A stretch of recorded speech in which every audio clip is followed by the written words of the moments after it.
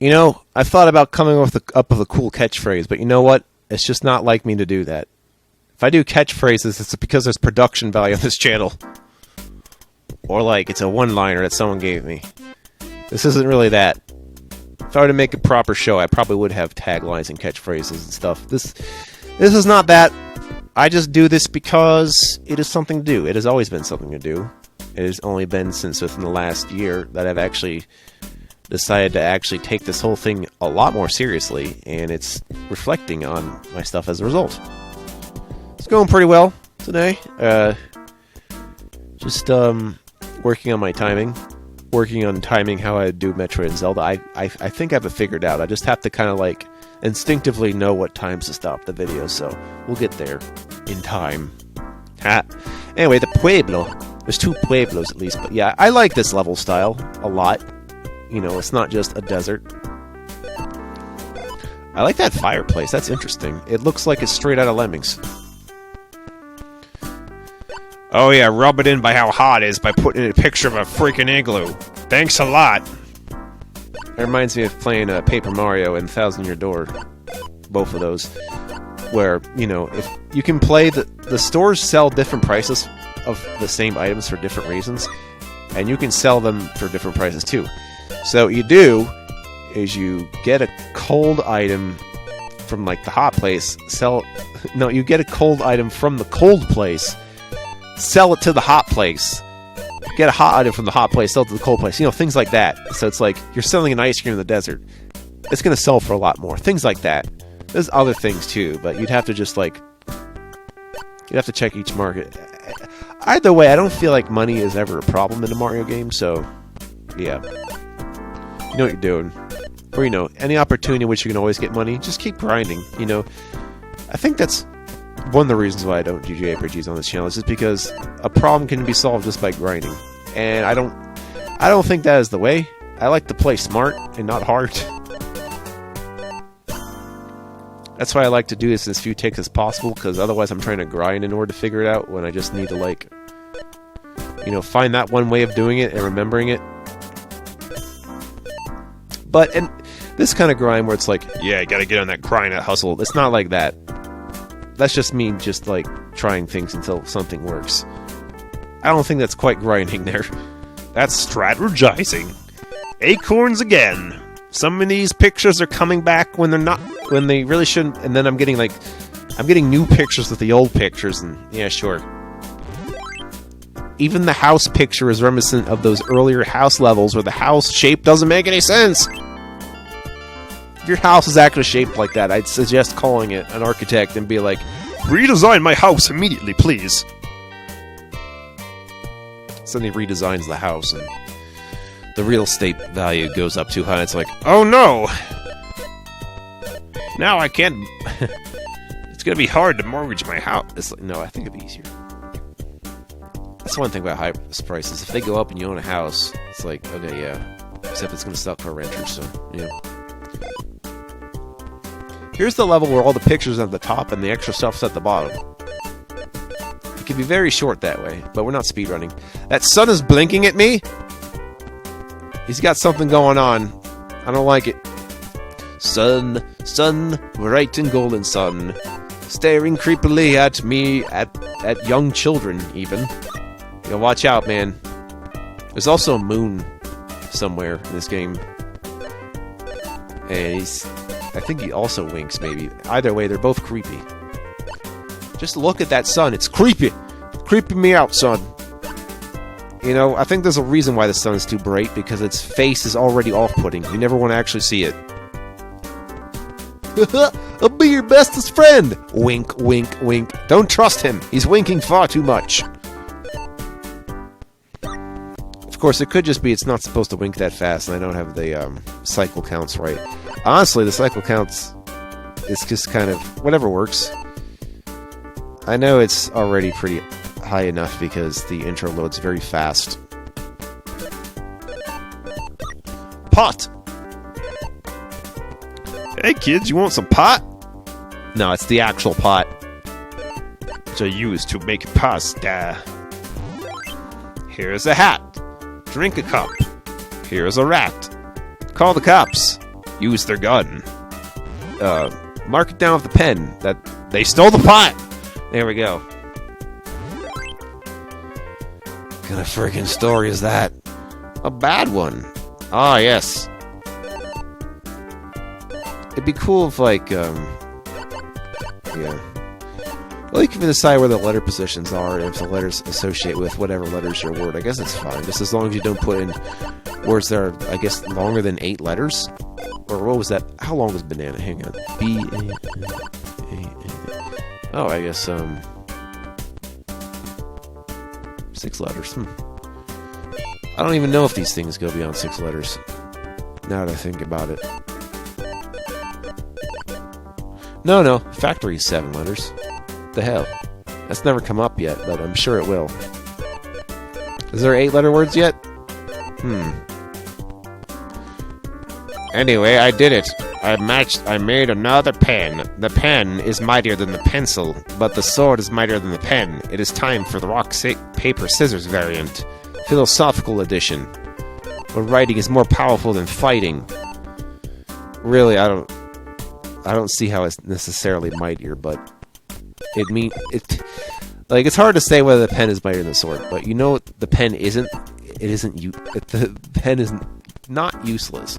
Okay, it's a pen is powerful on its own. It could be equal in power, but it just depends on the kind of power you want. Yeah, this level isn't impressive, like at all. Unfortunately, it may as well belong in an arcade game with Mario and a Donkey Kong sort of situation.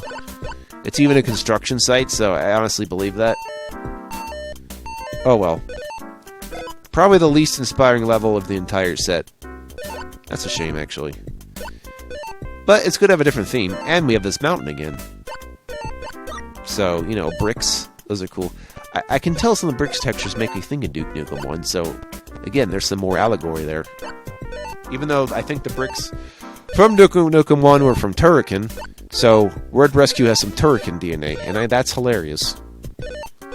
And consequently, Duke Nukem 1 took some...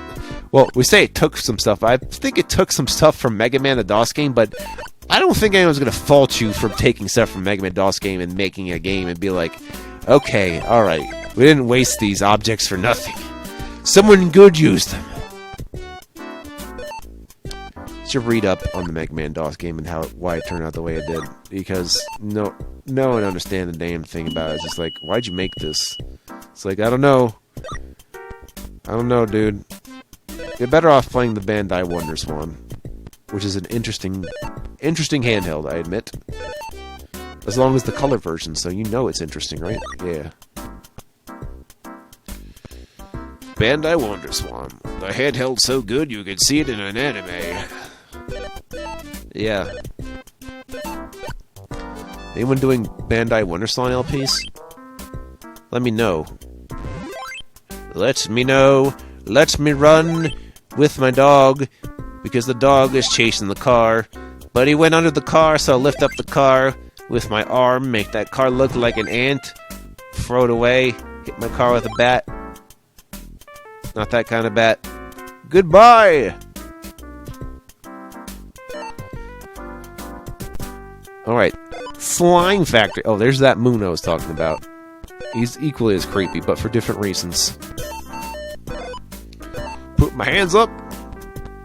The next level is also a Slime Factory level. Yeah, a Slime Factory theme. This makes up for that last one. There's a lot of pipes and stuff. And another face. There's some great faces in DOS games, I'll tell you what. Oh yeah, in hard mode, do not let the slime drop touch you. On easy mode, it is not a problem. In hard mode, it is. And obviously, don't fall in the slime, but yeah, do not let the slime touch you.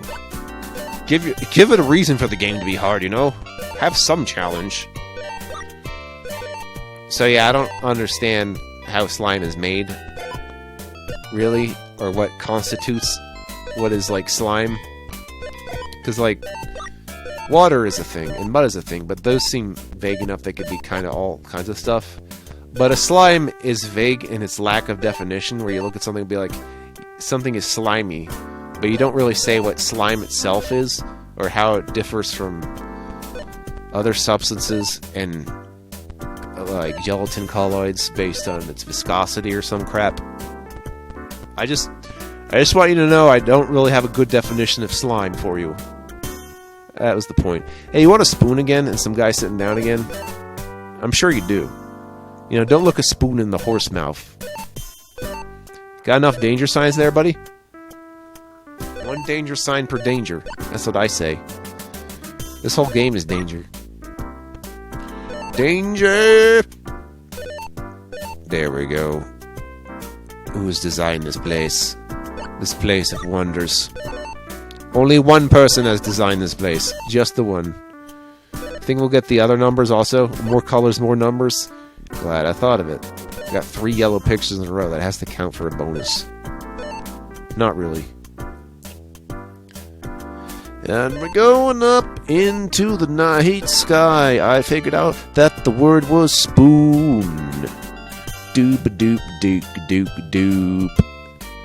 Doop-a-doop-a-doop-a-doop-a-doop-a-doop-a-doop-a-doop. I really like this song. I don't know. Again, there's like 2 kinds of good DOS music. It's this bluesy jazzy thing and the rockin' ones, according to me. Although techno's not bad when you got like tracker music, so, you know, don't worry about that. Tracker music is horribly underrated. It needs more love. There is no spoon. Not anymore. Now the one has it. But if you want to be the one, you gotta put your watch on, Neo, okay? What do I need my watch? Ooh, Kung Fu in my watch. Spider-Man. Hey, get a habit. I know I'm thinking, what if I could do a Spider-Man LP? It'd probably be like the PlayStation games, right? Yeah, probably. I'm not feeling Activision-y yet. Plus, you know, in the PS1 era, it's just like, that's the DMCA's waiting to happen. It's like, oh no, they put music on it. Guess I can't play it.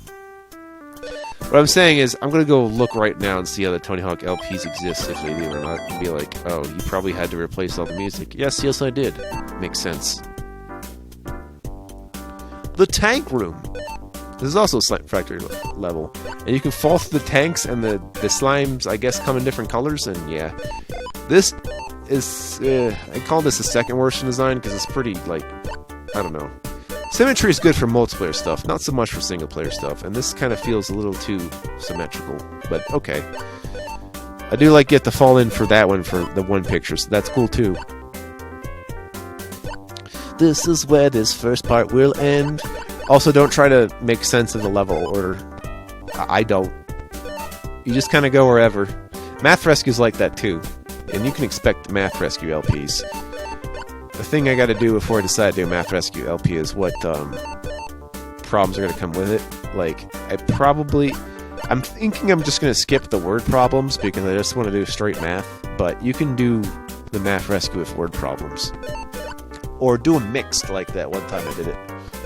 But I'll probably just make it straight numbers so I can get on with it. Especially since the questions can repeat also. It's not really that interesting. But, I mean, for someone trying to grasp writing for the numbers, it's fine. I just want to point that out there in case I do that and you don't see it. Also in the first Math Rescue, you do not get division or multiplication, and that's kind of a bummer.